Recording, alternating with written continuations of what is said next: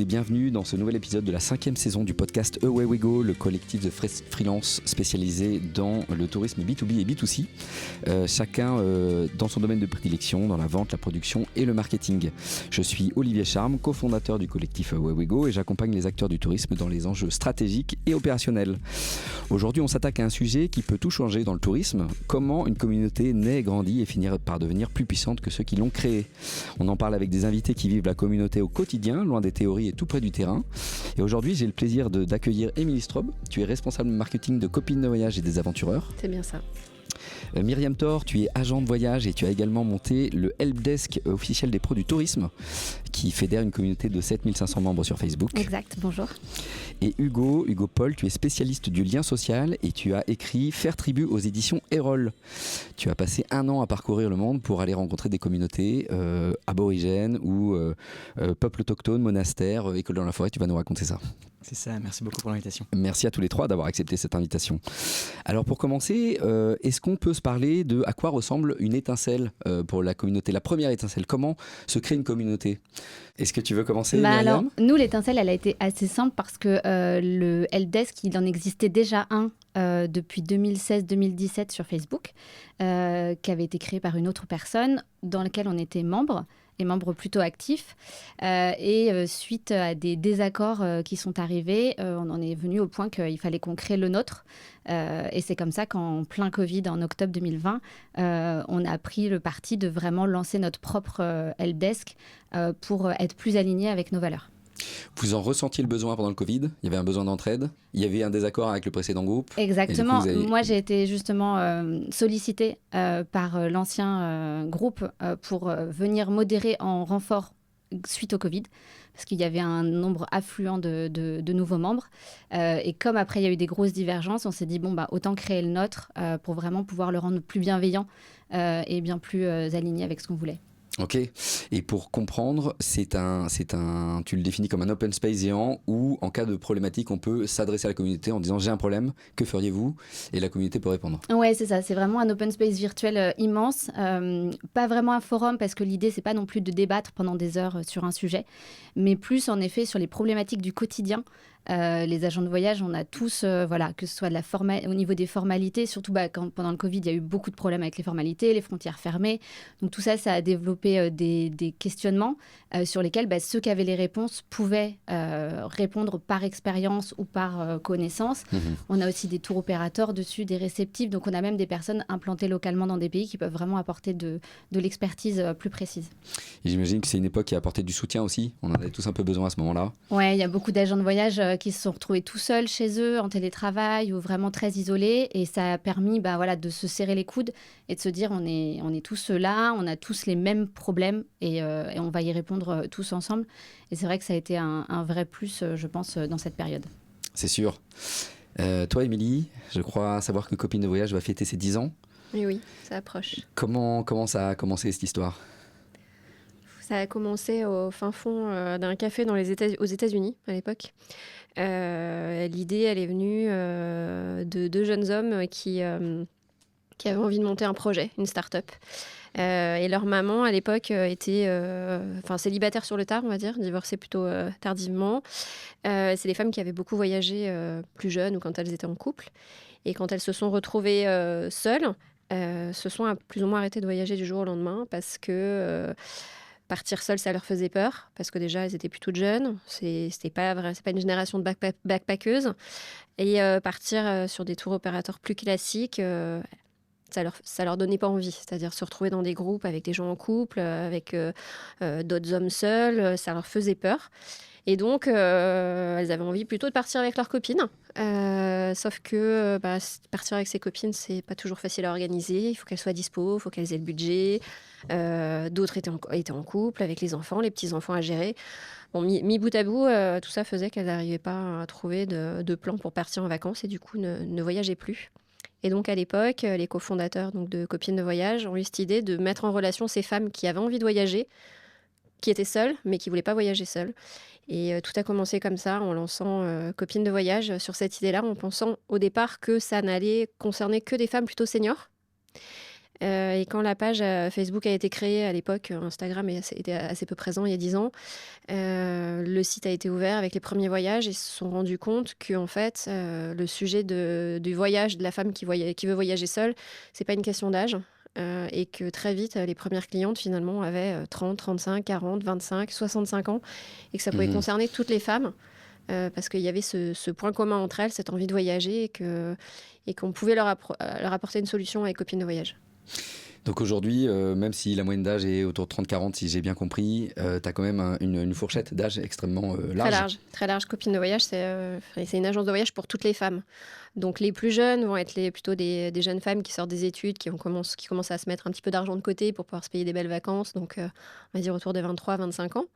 Et puis ça va jusqu'à plus de 65, effectivement, qui sont des femmes retraitées, mais toujours hyper actives, jeunes dans leur tête et qui nous disent on veut partir avec des plus jeunes, on veut pas partir avec des vieux.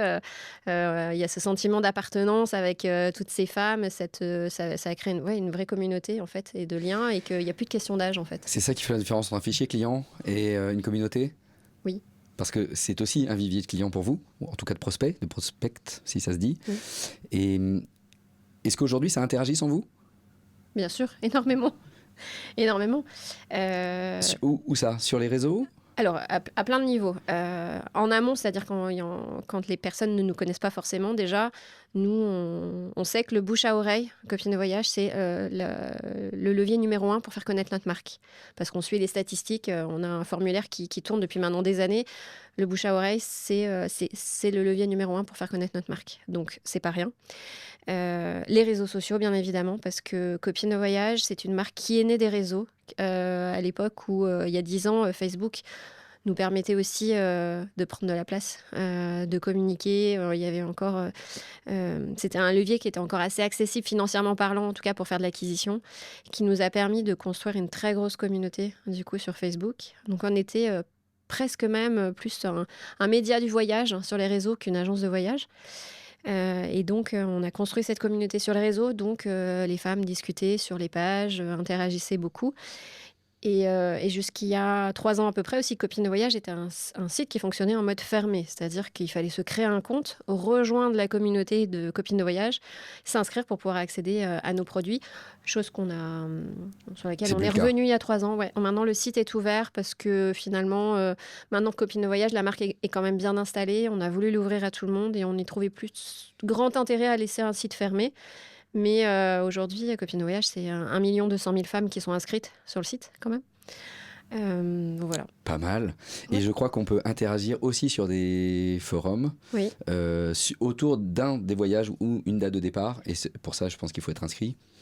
Ouais, c'est ça. Donc, quand on va sur le site, donc, qui est ouvert maintenant, plus la personne avance dans sa recherche sur le site de voyage, à un moment donné, on va lui demander effectivement de se loguer parce qu'on a besoin de savoir qui elle est. Donc, elle va devoir se créer un compte ou se connecter. Et elle pourra effectivement accéder à des pages de discussion. Donc, chaque voyage et chaque date de départ a son propre petit chat, en fait, en ligne, où les filles peuvent discuter entre elles, voir le profil de celles qui ont réservé, de celles qui sont potentiellement intéressées. C'est avant tout un outil de réassurance, pas de voyeurisme, mais plutôt de réassurance, de se dire tiens, il y a un tel, elle part de la même ville que moi, ou tiens, elle a l'air sympa, donc on commence à discuter, puis ça aussi les rassure beaucoup de se dire ok, je sais à l'avance avec qui je vais partir, avec qui je vais passer mes vacances, peut-être qu'on va être dans le même avion, peut-être qu'on peut covoiturer, etc. Donc oui, elles se connaissent avant même d'être parties en vacances ensemble. Et j'imagine qu'elles restent en contact après. Et le fait de se loguer, ça leur permet aussi d'arriver dans ton CRM. Parce qu'on va peut-être en parler tout à l'heure, mais vous restez une entreprise à but lucratif. Est-ce que vous avez une forme juridique, vous ? Pas du tout. Vous êtes un groupe Facebook ? Oui. Point. Exactement. Okay, ça marche. Hugo, toi, tu viens pas du monde du tourisme, mais pour autant tu as voyagé. Tu as pu rencontrer des communautés, alors peut-être pas à leur création, mais tu as peut-être appris leur histoire. Quel point commun as-tu trouvé dans toutes ces communautés que auxquelles tu as rendu visite ? Ouais, moi, pour expliquer un peu pourquoi je suis ici, je suis passionné par comment on fait ensemble et comment se faire ensemble permet de répondre à des objectifs communs. Et là, on le voit bien, que ce soit la première communauté ou la deuxième communauté, ça répond bien initialement à un besoin individuel qui s'est transformé en un besoin collectif. Et donc, moi, j'ai en partant de ce besoin-là, je me suis dit, génial, on peut faire communauté, mais véritablement, comment on fait communauté? Et donc je suis allé voir des monastères, des peuples premiers, des écoles dans la forêt, des refuges pour migrants, pour aller étudier ça. Et ce que j'ai compris au travers de ces différents voyages, c'est que tout d'abord, qu'importe l'objectif de cette communauté, c'est qu'on a besoin de faire communauté. Vous mettez des gens dans une pièce et on a besoin de faire ensemble. Vous mettez des personnes dans vos différents forums, je suis sûr qu'elles discutent. Alors si en plus vous y rajoutez, et les 2 ingrédients ont déjà été dit, un objectif commun, donc globalement, tous ensemble, qu'est-ce qu'on a envie de faire? Quel monde on a envie de créer ensemble? Et puis deuxième chose, c'est qu'est-ce qui nous rassemble? Que ce soit des femmes, que ce soit, là, si j'ai bien compris, la communauté, c'est un métier en particulier. Et donc, si on rassemble ces 2 ingrédients-là, on a déjà beaucoup de choses. On a déjà, je pense, le socle de la communauté. Et ensuite, c'est quel ingrédient on va y mettre. Et ça, moi, de toutes les communautés que j'ai vues, il n'y a pas d'ingrédient magique. Il y a quelques leviers sur lesquels on peut essayer d'appuyer. Mais ce qui est important de comprendre, c'est que toute communauté dépend de sa culture et de la phase de la communauté. Je suppose que là, vous fêtez vos 10 ans. Les outils que vous utilisez les premières années ne sont pas les outils que vous utilisez là aujourd'hui, et je ne pense pas que ce sera les mêmes outils que vous utiliserez dans 10 ans. Donc je pense que là c'est hyper important à comprendre de tout ce qui va se partager dans cette discussion, chaque fois de le remettre dans son contexte, et si les personnes qui nous écoutent veulent lancer leur communauté ou animent sa communauté, bien comprendre de à quelle phase je suis et quelle est la culture de ma communauté, parce qu'il y a des choses qui vont fonctionner et d'autres non. Tu as déterminé déjà des phases qui sont un peu classiques dans les communautés? Ouais, et moi, au-delà de moi qui en ai défini, il y a plein de recherches en fait sur le sujet. Et il y a un super chercheur qui a fait des recherches qui s'appelle Wagner et qui est allé rechercher quelles sont les différentes phases de communauté pour les communautés de pratique. Et donc, en fait, ce qu'il explique, et ce qui est assez fascinant, c'est que les communautés, en fait, elles sont cycliques. Et qu'au fur et à mesure, on arrive, d'une manière ou d'une autre, au bout de plusieurs années, au début de la phase de lancement, parce que en fait une communauté c'est vivant, il y a des moments où on va se développer, puis ensuite on va avoir une grande phase de développement, puis ensuite elle va stagner, puis en fonction soit elle va se redévelopper, donc là on va au début du cycle, soit elle va décliner et repartir possiblement sur une phase de lancement, ou comme il s'est passé pour ta communauté, une autre communauté va se créer à côté, et donc là on part sur des cycles. Exactement. Toi, tu as pu observer ça parmi les communautés auxquelles tu as rendu visite. Tu peux nous donner un exemple? Ouais, par exemple, moi, quand on parle de communauté et de longévité, je pense tout de suite aux moines de Lérins. Moi, je suis pas croyant, mais les monastères, ça m'a toujours fasciné. Comment on arrive à vivre pendant autant de temps dans des modèles quand même hyper spécifiques. Les moines là que je suis allé voir, qui vivent sur l'abbaye de Lérins, donc c'est une petite île en face de Cannes, c'est des moines qui y sont depuis le 4e siècle, ils sont encore là aujourd'hui, et leur précepte c'est ora illabora, prier et travailler, 7 prières par jour, et à côté on travaille. C'est pas le truc où on se dit on va avoir beaucoup de monde qui va faire ça, et pour autant ils sont encore là aujourd'hui. Et donc certes il faut avoir la foi, mais en fait, quand on étudie un peu cette communauté-là, on se rend compte qu'il y a énormément de mécanismes qui font que aujourd'hui, c'est ça qui leur permet d'être encore là aujourd'hui. Et notamment, pour moi, l'un de ces mécanismes, c'est de renouveler son engagement. Comment, lorsqu'on arrive dans la communauté, eux, il y a 5 années pour réussir à entrer dans la communauté. Donc, si on pense en termes aujourd'hui de un peu marketing, on parle d'onboarding, 5 ans d'onboarding pour être moine. Et en fait, après... Dans cette communauté, il faut 5 ans? 5 ans. Il y a une période d'essai de 5 ans? C'est pas une période d'essai, il y a une période d'observation. Mais c'est pour ça qu'il y a énormément de parallèles à faire. En fait, si on va essayer de faire à 2 copines de voyage, ok, de ce que j'ai entendu. Il y a une phase où ils arrivent dans la communauté, ils peuvent simplement voir. Là, j'ai l'impression, ils vont sur le site internet. Bien sûr. Ensuite, il y a une phase où ils sont postulants, c'est-à-dire qu'ils postulent pour entrer dans la communauté. Donc là, je suppose, il y a certainement une phase où ils envoient un petit formulaire pour entrer dans la communauté. Ils s'inscrivent. Ensuite, il y a 2 ans, là, je ne sais pas si on pourra le faire, mais il y a 2 ans où ils sont, on appelle ça des moines temporaires. Ensuite, ils sont postulants, donc là, ils ont 2 ans où ils postulent à devenir moines. Donc là, ils ont fait le truc. En moyenne, 70% des personnes qui viennent qui s'inscrivent, ils mettent plus d'1 an à réserver leur premier voyage. Donc on n'est pas loin. Ils sont postulants pendant 1 an chez toi. Voilà. Ensuite, ils sont novices. Donc c'est-à-dire que pendant 2 ans, ils vont apprendre les préceptes d'être moine. Et donc là, ils n'ont pas encore l'habit de moine. Ils ont un habit un peu spécifique. Donc là, je sais pas si vous avez des novices, des gens où vous voulez former à devenir copine de voyage. Non, mais alors si on prend le parallèle du programme de fidélité, Ouais. on va Ouais, dire c'est- les premiers voyages, les 2 premiers voyages, et puis après ils vont monter jusqu'à devenir ambassadeurs au bout du 5e, 6e voyage. Exactement. Voilà. Bah, là, c'est ça. Donc, mettons, novices, ils sont entrés dans la communauté. Voilà. Parce qu'en effet, là, ils ont un habit de moine, mais un peu spécifique. Et c'est qu'au bout de ces années de novices, où là, ils font leurs vœux d'abord temporaires, puis ensuite, leurs vœux solennels. Et c'est là où ils deviennent moines. Donc voilà. Donc je pense qu'en fait, dans toute Et communauté, il y a ensuite, on cette devient phase. ambassadeur, On devient ambassadrice. ambassadrice, exactement. Ok, c'est marrant le parallèle. Ouais. Ouais. Est-ce que tes membres sont, en tout cas dans ce monastère, tous actifs? Là, ils sont. On travaille, de ce que je C'est comprends. ça, on prie, on travaille. Donc tous les membres sont actifs parce que pour faire partie de la communauté, il faut prier et travailler. Donc oui, ils sont actifs. Après, moi je suis resté 1 mois, donc j'ai pas toute la connaissance de la communauté, mais j'ai vu des types d'engagement un peu différents. Il y en a qui se donnent corps et âme à la gestion de la communauté, aussi animer la communauté, voir que tout le monde se sent bien et tout. Puis il y en a qui sont un peu plus en retrait. Mais ça, c'est dans tout collectif, toute communauté. Ben, c'est ma question. Ouais. Bah, Merci pour la transition. Toi, En par effet, exemple? ouais, nous on le remarque. Donc nous on est deux fondateurs, 2 cofondateurs, JC, Jean-Charles Franco et moi-même, et on a des membres très actifs. Anne-Sophie Van Desmet par exemple est une super membre de notre groupe. Qui a des badges d'ailleurs sur Facebook, super Exactement. contributeur, je ne sais plus quel était Voilà, le et terme. en fait, c'est vrai qu'on a des membres qui vont être très, très actifs, qui vont répondre, qui vont apporter des réponses très, très complètes. Et à côté, il y en a qui le sont un peu moins, ou qui vont interagir juste quand ils ont besoin de quelque chose. On en a aussi qui sont, comme j'appelle, un peu en sous-marin, parce que c'est un peu une veille qu'ils font. Ça leur permet, pour des chefs de prod, de voir, par exemple, quelles sont les destinations où il n'y a pas grand monde sur le sujet. Parce que des fois, ça peut être des questions pratiques. Pour quelle destination, avec qui travaillez-vous, ou des choses Oui. comme ça. Donc, en fait, il y a vraiment plusieurs niveaux d'engagement dans une communauté. C'est ça, et tu peux pas le mesurer au nombre de likes, parce que finalement, Pas du sur 7500, Non, et puis après, nous, en plus, un groupe Facebook, on ne peut pas avoir un suivi. Il y a peut-être même des comptes qui sont maintenant inactifs, où il n'y a plus personne derrière, ou quelqu'un... Voilà, on sait que Facebook est un peu en baisse au niveau de la fréquentation, donc il y a peut-être des gens qui vont plus tellement, qui vont une fois de temps en temps. Donc on a même des membres qui ont créé un compte Facebook uniquement pour rejoindre notre groupe. pas mal. Ouais. Et vous avez jamais pensé à utiliser d'autres outils du coup? En fait, se multiplier, ça veut dire augmenter la charge de travail, une perte aussi des infos, parce que C'est du vrai. coup, plus on va démultiplier les lieux, plus ça va être compliqué. Donc pour le moment, Pour ça l'instant, ça va restera bien. sur Facebook. Ouais. Effectivement, on parle beaucoup de déclin de Facebook, même si c'est, à ma connaissance, le réseau social encore le plus utilisé. Mais il est plutôt en déclin, alors que Ouais, d'autres sont en mais a croissance. priori, il est surtout, il tient Vieillissant. grâce au groupe. Ok. Les Pas avec les vidéos de petits chats, tu veux dire? Non.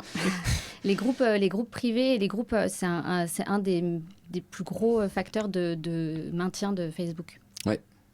Ok. Donc les communautés.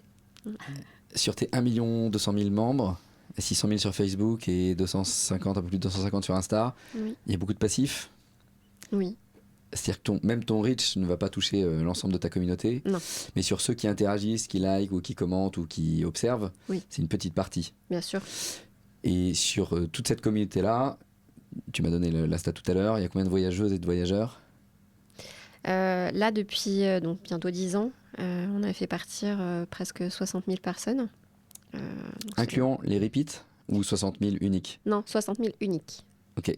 Voilà. Donc c'est un bon chiffre. Alors là, le chiffre que je te donne, parce qu'on n'a pas précisé, c'est que donc il y a Copine de Voyage, mais on a une deuxième marque qui s'appelle Les Aventureurs, dont le concept, en tout cas les sites sont quasiment identiques, sauf que ça s'adresse à une autre communauté, parce qu'on parle aussi d'une communauté, une autre cible, qui sont plutôt les 25-45 ans. Là, on est sur une cible plutôt mixte, hommes-femmes, et des voyages d'aventure plus engageants. Très, très en dehors des sentiers battus. Voilà. Donc, avec l'ensemble de ces 2 marques, on a fait partir 60 000 personnes depuis 10 ans. Comment tu transformes ton membre, Oui. postulant ou Oui. novice, Oui. à voyageur? Tu as des leviers pour ça? Tu sais comment ça fonctionne? Tu sais comment enclencher La vente. Ok. C'est une bonne question qui est assez difficile en fait d'y répondre. Et ça réside aussi dans le fait que, comme j'ai dit, c'est 70% des personnes qui viennent pour la première fois sur nos sites mettent à peu plus d'un an pour réserver leur premier voyage. Donc en un an, il peut s'en passer des choses. Des touchpoints, il peut y en avoir des dizaines, voire des centaines. On est très actif sur les réseaux, on est présent sur les canaux d'acquisition classiques, on est présent quand tu t'inscris via de la newsletter, etc. Donc, on a une forte animation quand même de nos membres et de nos communautés. Donc, il y a plein de choses qui peuvent faire qu'une personne... Un peu d'événements physiques aussi, je crois, récemment. Un peu, ouais. On a fait un pop-up store l'année dernière. Depuis l'année dernière aussi, on met en place des événements avec nos clients. Donc, on fait pas mal de choses. Donc, il y a énormément de facteurs qui peuvent entrer en jeu et en considération. Maintenant, le sentiment qu'on a aujourd'hui, c'est que le client est quand même très... Dans l'industrie du tourisme, en tout cas, hein, on vend du voyage, on vend pas des produits de consommation courante, on va dire.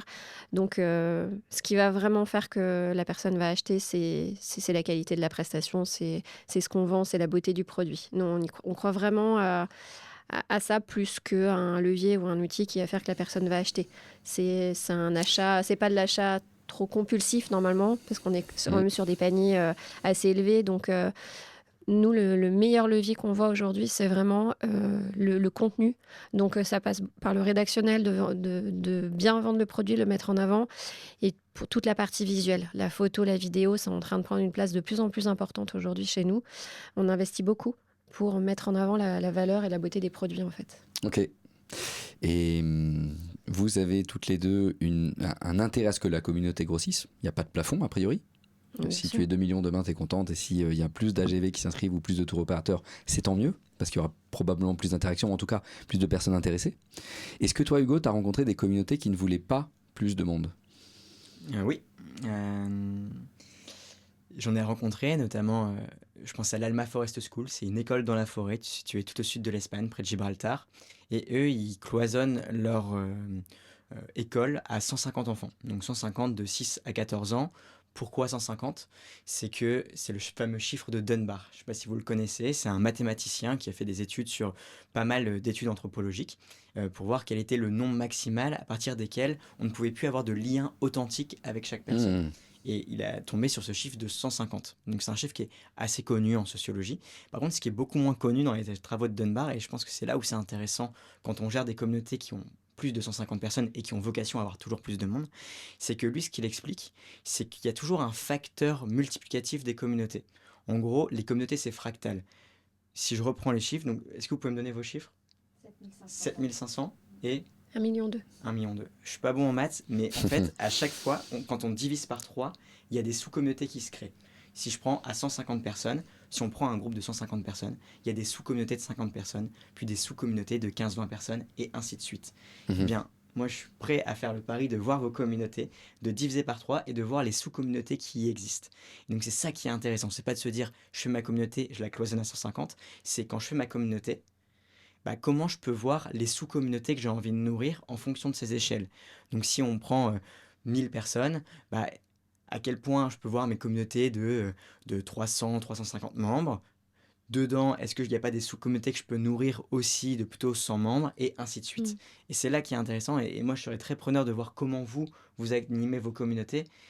Mais souvent, ce que je vois dans les communautés, c'est qu'il y a aussi une animation à l'échelle territoriale, à l'échelle peut-être des âges, enfin quelque chose où on va regarder une spécificité dans sa communauté pour aller nourrir ces sous-communautés, parce que c'est bien d'avoir une échelle grande comme ça de plus d'1 million de personnes, mais c'est dur d'appartenir à 1 million de personnes. Si on prend l'échelle de la France, en fait, oui, il y a le sentiment français, mais il y a toujours des sentiments départementaux, puis des échelles de villages, etc.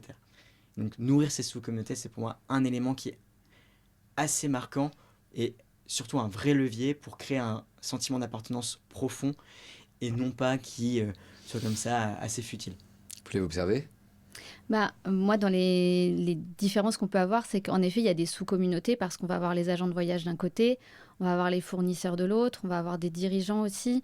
Donc, ça peut déjà se Par la répartir. catégorie de métier. Exactement. Et je pense que pareil, en dessous, dans les agents de voyage, il y a ceux qui sont responsables d'agence et ceux qui sont juste employés. Enfin, voilà, je pense qu'en effet, ce que tu dis, oui, on peut complètement les diviser. Sous-catégoriser. Ouais. Et effectivement, il y a des sujets qui vont concerner certains et pas d'autres. Ouais, et tu parlais de nourrir la communauté. Nous, on a mis en place des partenariats mensuels avec justement des fournisseurs qui sont... Alors, comme on veut garder une grosse neutralité, il n'y a pas de publicité sur le groupe, c'est vraiment quelque chose auquel on tient. Mais les partenariats, ça nous permet de faire de la formation pour les agents de voyage, donc sur des destinations, sur des compagnies aériennes ou des chaînes hôtelières qui sont assez neutres puisqu'on peut vendre toutes les compagnies, toutes les chaînes hôtelières et toutes les destinations. Donc, il n'y a pas de concurrence directe.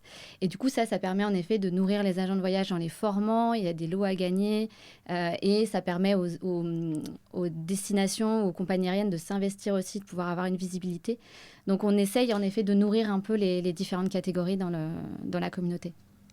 Ok, très bien. Et ça existe d'ailleurs dans la vie de tous les jours de visu, ce genre de formation avec un office de tourisme ou une compagnie aérienne. Et toi, tu le crées en visio via ton groupe. Alors, pas spécialement en visio, mais sur un mois, en fait, on laisse on laisse 8 postes pour la destination, par exemple. En ce moment, c'est New York. Et voilà. quelle forme? Ok, d'accord. Exactement. Ils peuvent organiser des webinaires dédiés, du coup, pour le helpdesk. Mais c'est eux qui l'organisent Ouais. et qui le proposent Ouais. à la communauté. Ok. Tout à fait. Tu as observé chez toi des sous-groupes? Oui. Avec copines aventureurs, évidemment. Oui. On a même testé les groupes. Alors, je parle vraiment sur les réseaux, hein, notamment sur Facebook à l'époque.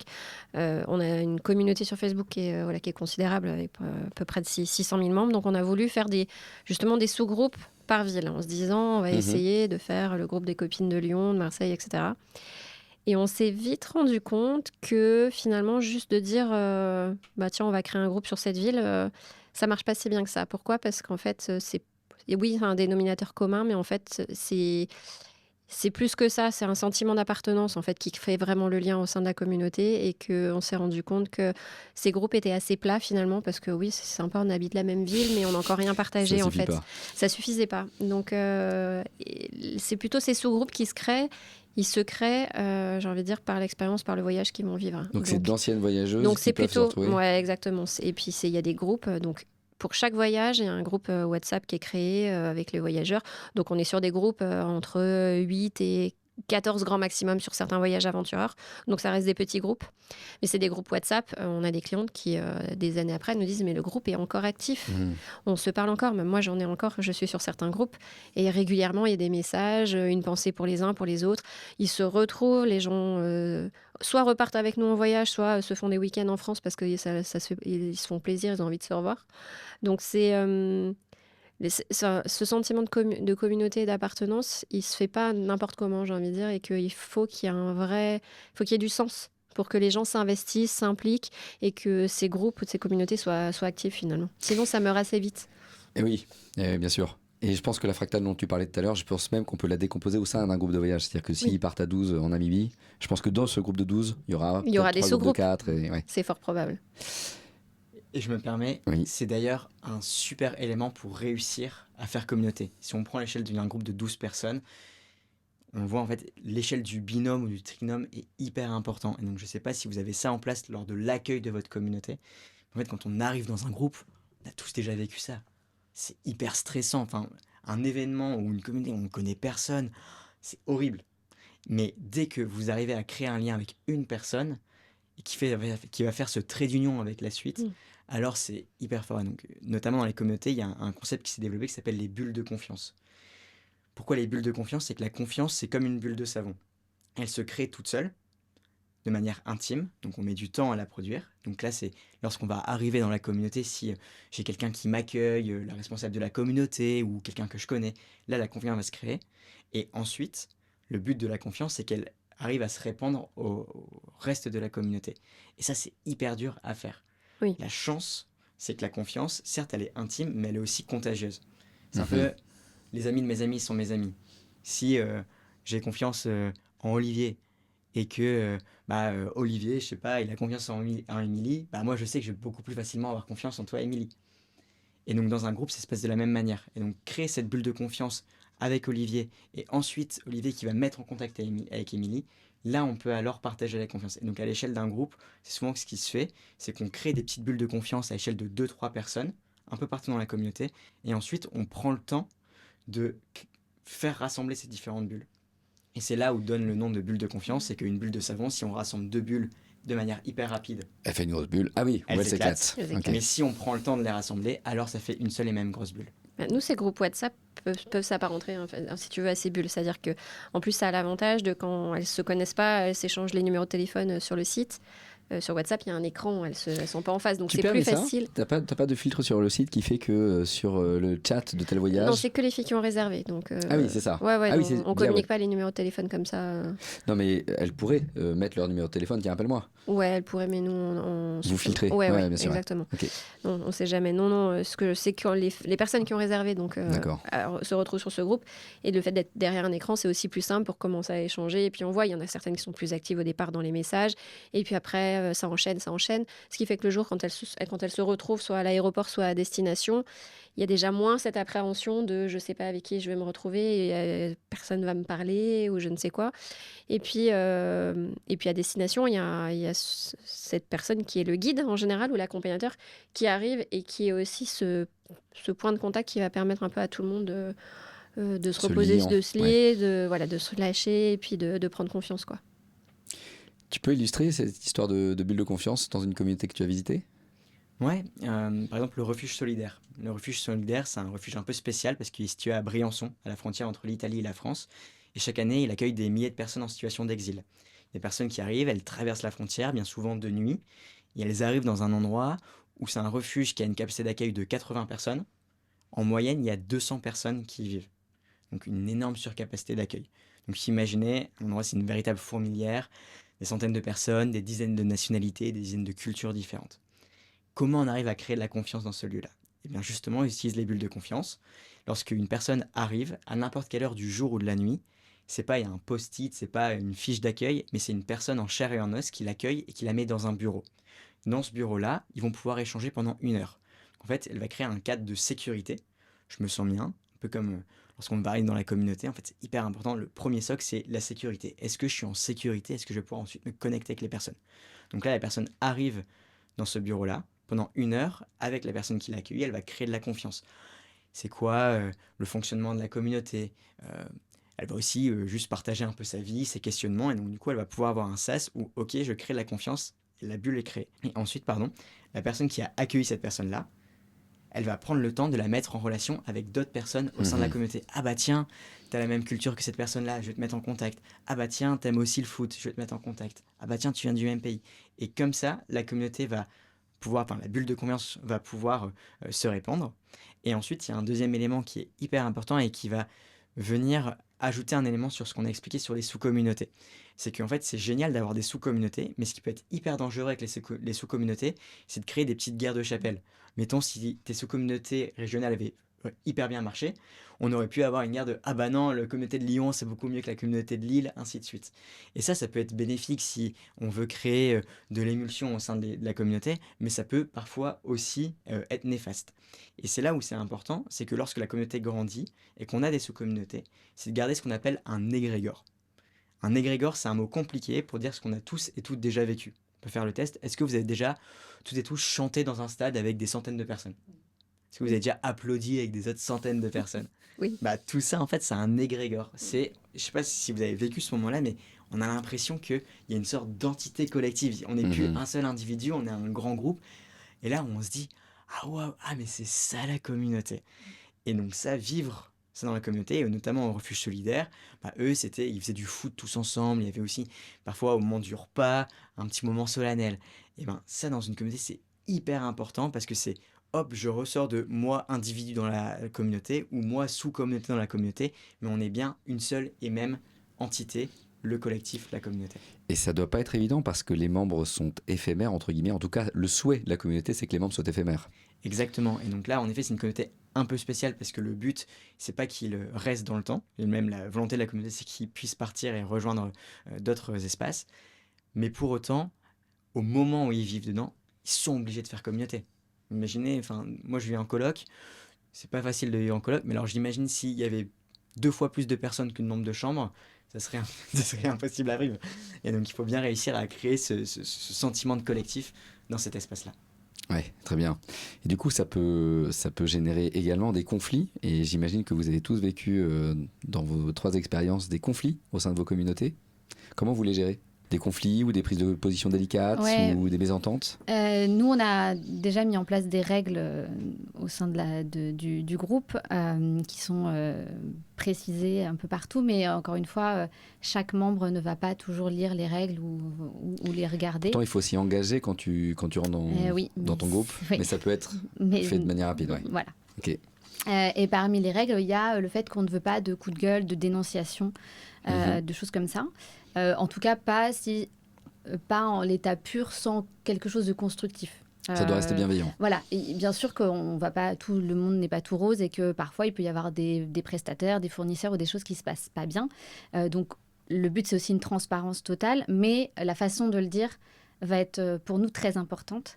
Et donc, on n'hésite pas dans ces cas-là, soit à verrouiller les commentaires le temps de voir un petit peu exactement quelle est la situation. Ça veut dire que tu as quand même un travail de modération. C'est-à-dire que tu vois passer un truc un peu agressif, tu fermes les commentaires, tu vérifies que c'est justifié, que c'est pas un règlement de compte. Notre plus gros rôle à JC et moi, c'est de faire de la modération. C'est l'entrée des membres déjà, parce qu'on doit s'assurer qu'ils sont bien immatriculés, que ce sont bien des agents de voyage ou des personnes du tourisme qui ont cette... Il y a une appartenance à l'industrie du tourisme en tout cas. C'est ça. Et pour moi, c'est ce que tu rapproches à la confiance. C'est qu'en fait, ils savent que du coup, ils vont être dans un groupe de confiance parce qu'on leur demande vraiment de montrer patte blanche et on s'assure que ce sont des personnes qui sont vraiment dans ce secteur puisque c'est un groupe B2B, donc uniquement entre professionnels pour pas qu'il y ait des voyageurs qui s'immiscent dedans. Donc ça, c'est notre petit côté confiance, on va dire.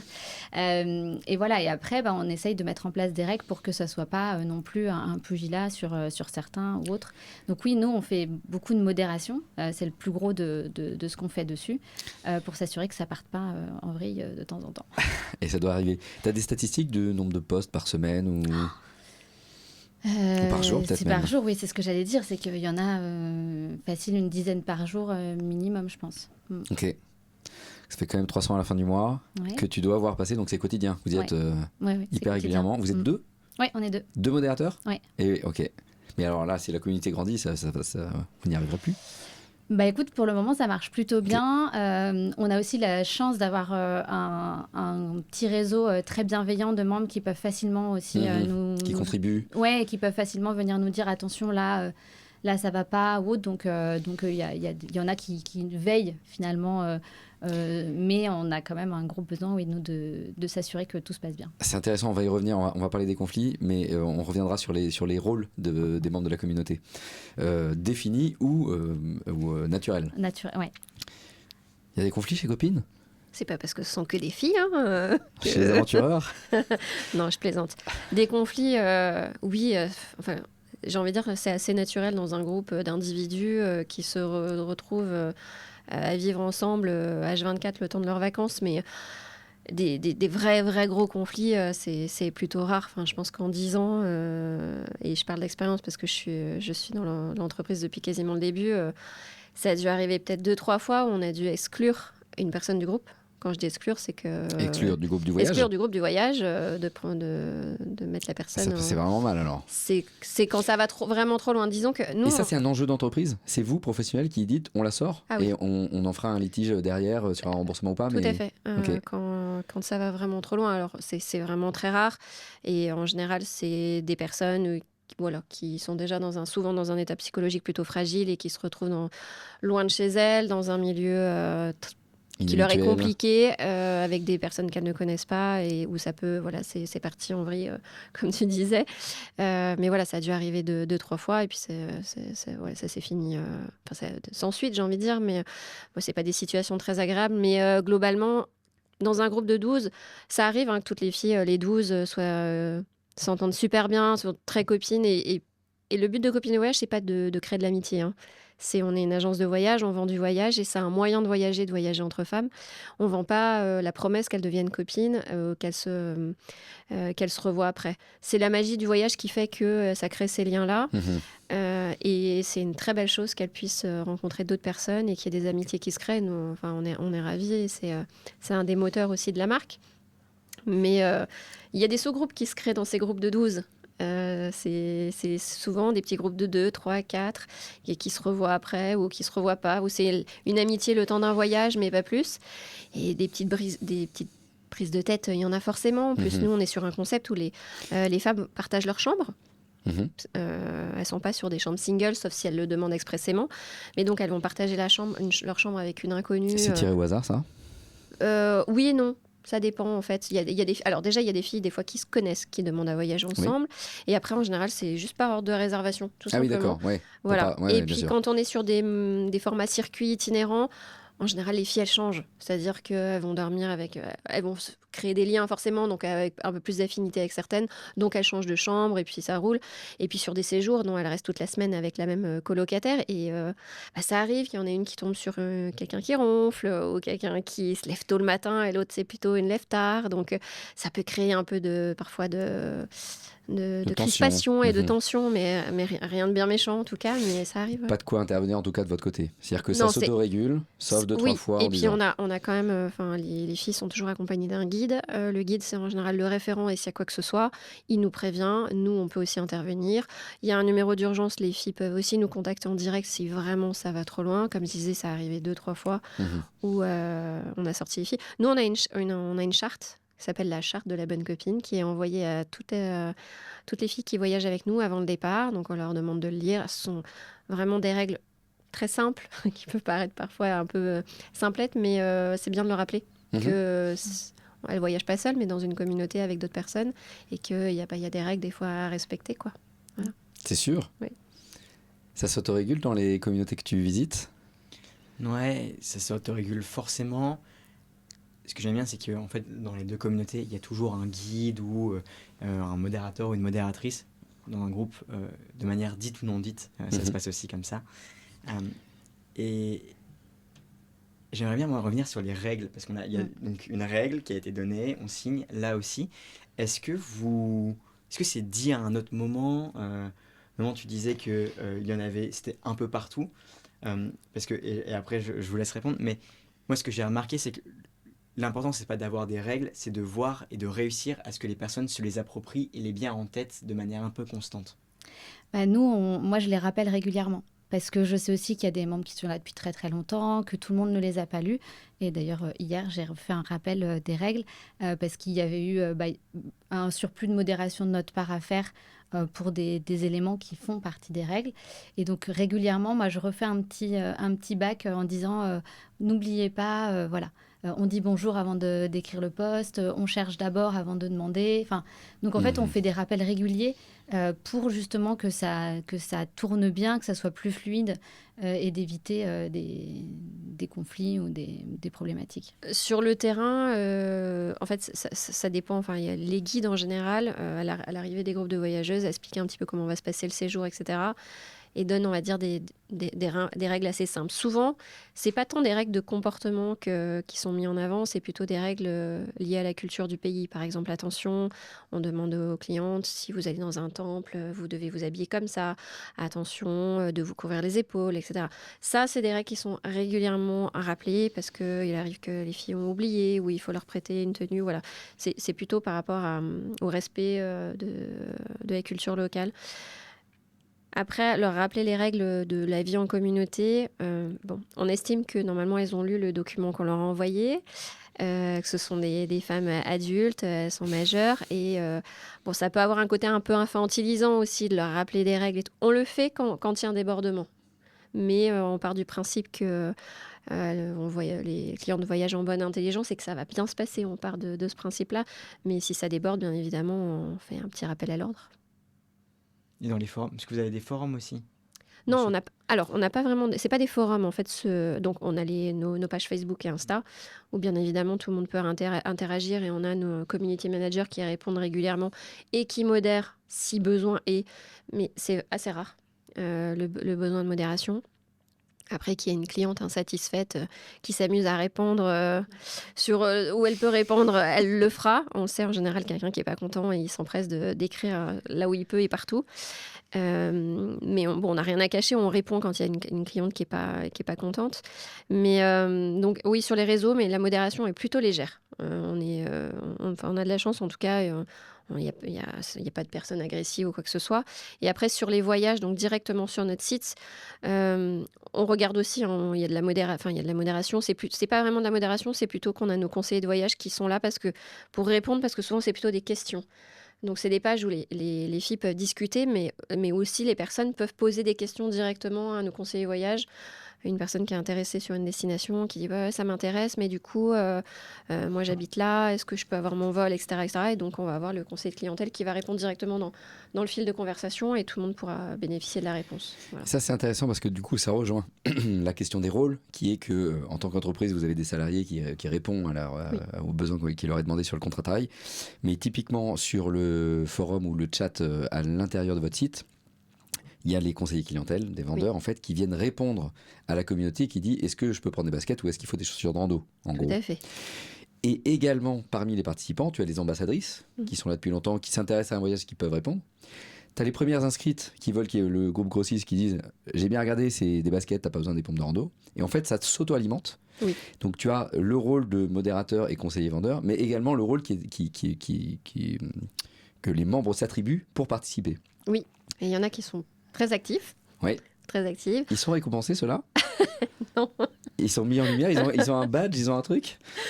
Non, ils sont reconnus sur le site en tant qu'ambassadeurs. Donc, quand tu vas sur le profil d'une personne, n'importe quel d'ailleurs, voyageur ou qui est pas encore parti, tu peux voir le nombre de voyages qu'elle a fait, les voyages qu'elle a déjà fait avec nous. Sur leur page profil. Sur leur page profil, voilà. Pas sur le petit non, mais en fait, avatar tu cliques sur le petit avatar, tu vas arriver sur sa page de profil et là, tu vas voir que Amanda, elle est déjà partie 8 fois avec copine de voyage. Elle a fait ça comme voyage. Donc, tu peux te dire, ok, elle est rodée, je peux peut-être lui faire confiance si elle me répond, quoi. Voilà. Ouais, ok. Mais donc, pas plus que ça. Les rôles qu'ils s'attribuent naturellement y a pas de ne récompense sont pas en tant que finalement telle. encouragés parce que ça se passe spontanément. Oui. T'as pas besoin d'une carotte pour les faire avancer là-dessus. Non, après, j'ai envie de dire que ça dépend aussi de... Il y a des pages de conversation qui sont beaucoup plus actives que d'autres. Il y a des départs, des fois, il n'y a pas eu un seul message parce que les filles n'ont pas eu besoin de ça. Elles ont réservé.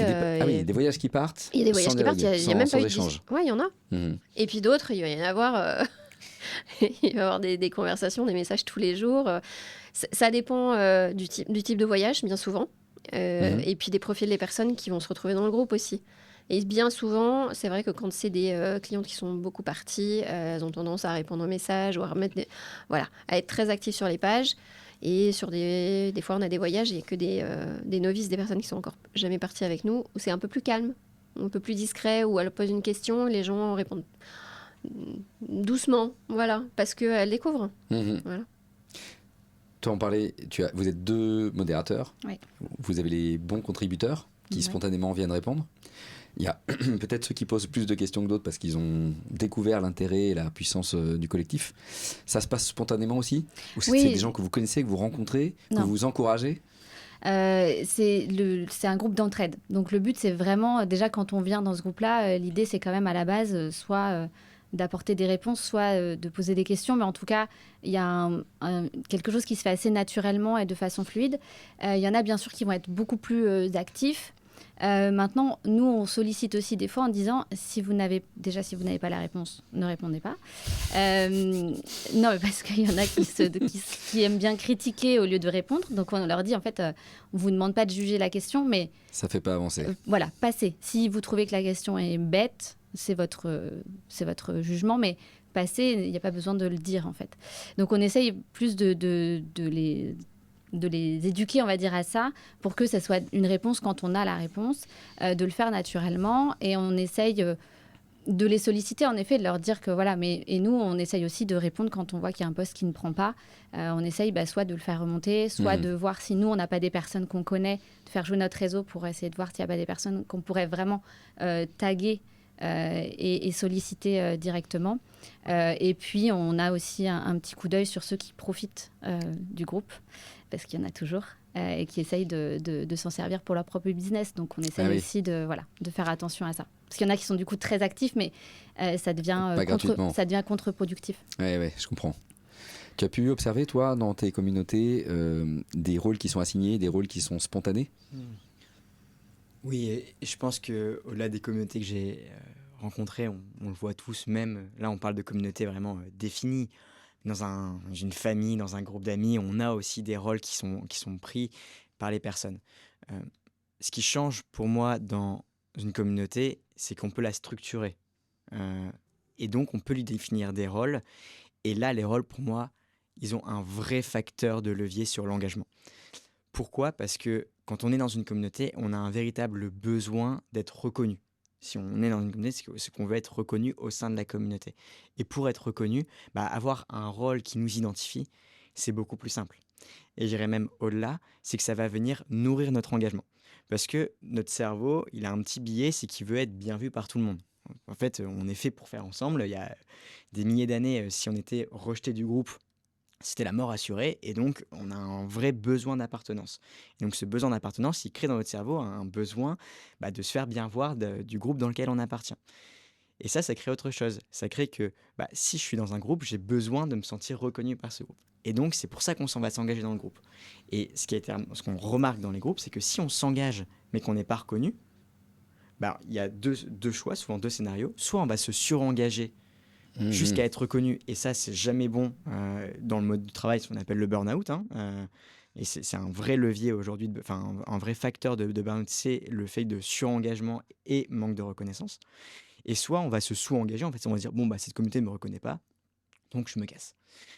Et donc si on arrive à bien comprendre le levier de reconnaissance, plus on va s'engager, plus on va être reconnu, plus on va s'identifier à la communauté, et plus on va s'identifier à la communauté, plus on va vouloir s'y engager. Moi, si j'appartiens à la communauté copine de voyage, ça serait pas possible. Les aventureurs. Si j'appartiens à cette communauté-là, et demain je me présente, je dis bonjour, je m'appelle Hugo, j'appartiens à la communauté des aventureurs. Je vais tout faire pour que la communauté des aventureurs, elle ait la plus belle image possible, parce qu'elle est affiliée à mon nom. Et donc, je vais tout faire pour m'engager, pour qu'elle ait une bonne image. Et donc, c'est comme ça qu'on crée une boucle vertueuse d'engagement. Et ce que j'ai remarqué dans les communautés, c'est que ce qui fonctionne, c'est que comme on parle de rôle, on parle d'identité, être l'animateur ou l'animatrice, être la personne qui va créer l'ambiance dans le groupe, être la personne qui va créer la logistique. Et tout ça, comme on parle d'identité, on a besoin d'un processus qui crée cette identité-là. C'est ce qu'on appelle les rites initiatiques. Un rite initiatique dans une communauté, c'est passer d'une identité à une autre. Et donc comment on arrive à faire ça, notamment en ligne ? Il y a plein de communautés hyper novatrices qui, au travers de mini-rituels en ligne ou de newsletters où on partage le nouveau rôle de quelqu'un, de créer ce rituel de « Ok, cette personne-là, elle est passée de rôle membre initiatique à ambassadrice ». Et donc ça, je pense que créer ces rituels, créer ces phases-là, ça permet d'engager encore plus la personne dans son nouveau rôle, mais aussi qu'elle soit reconnue par les autres personnes. On l'avait utilisé un petit peu sur le